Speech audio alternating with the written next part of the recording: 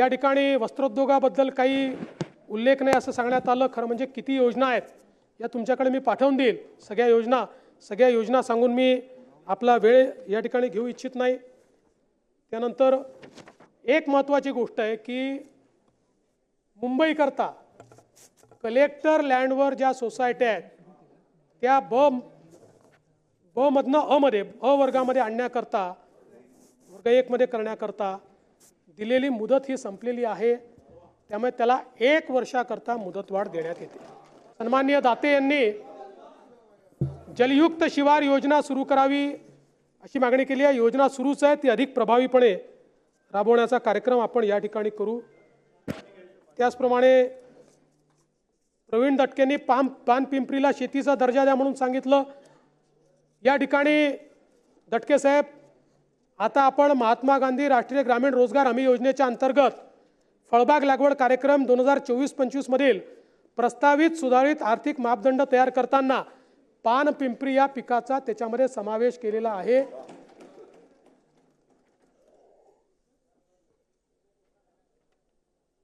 सीमाताई हिरेंनी या ठिकाणी नाशिक IT पार्कच्या संदर्भातली मागणी केली आहे। नाशिक महानगरपालिका हद्दीतील आळगाव शिवारात 335 एकर जागेत IT पार्क प्रस्तावित होता।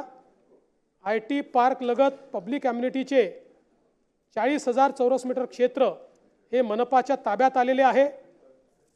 IT पार्कचं सुयोग्य नियोजन करण्यासाठी वास्तुविशारदाची नेमणूक करण्याकामी त्या ठिकाणी सुरुवात झालेली आहे।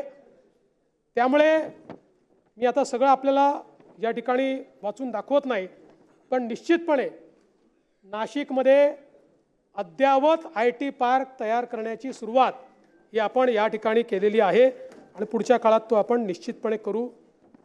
वाढवण बंदर मी बोललेलो आहे। आपल्याला माहिती आहे नवीन आपण कायदे तयार केले, त्या कायद्यांमध्ये आता फॉरेन्सिक एव्हिडन्सला सगळ्यात जास्त महत्त्व आलेलं आहे। त्यामुळे गुन्हे स्थळावर जसं आपण पूर्वी सिनेमामध्ये पाहायचो, परदेशी सिनेमामध्ये गुन्हे स्थळावरती अशी व्हॅन जायची, त्यातनं व्हिडिओ कॅमेरे निघतात आणि मग ते तिथेच फॉरेन्सिक करतात। आता ते तिकडच्या पिक्चर पुरतं मर्यादित नाही, ते आपल्याकडे देखील होणार आहे। आता आपल्या राज्यात होणार आहे आणि तशा या जवळपास 254 मोबाईल फॉरेन्सिक व्हॅन या आपण त्या ठिकाणी तयार केलेल्या आहेत। याचं लॉन्चिंग देखील आपण करतो।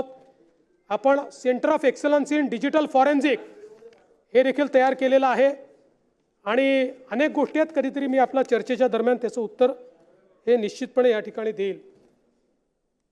मला असं वाटतं की मागच्या काळामध्ये आपण जे अनाउन्स केलं होतं कापूस आणि सोयाबीनला या ठिकाणी 5,000 रुपये देण्याचं, ते देखील जवळपास 67 लाख शेतकऱ्यांच्या खात्यामध्ये थेट ते पैसे देण्यात आलेले आहेत।